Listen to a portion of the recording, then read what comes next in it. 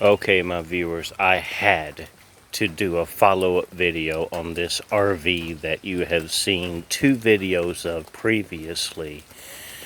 Get ready to laugh. Here it is behind me, okay? Yeah. You remember the other part earlier where it looked like a porch? Well, that's the room.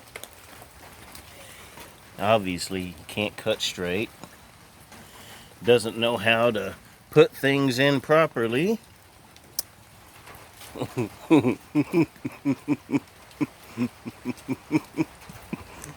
I love the window. Oh, they even put pictures of other people for you in case you get lonely here and want to rent the place.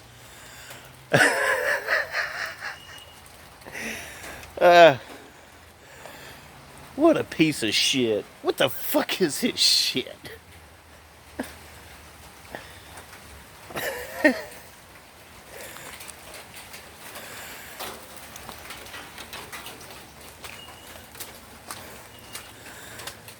Here's the inside, guys. Not much done with that yet, but the outside's really amusing. I'll show you more as it happens.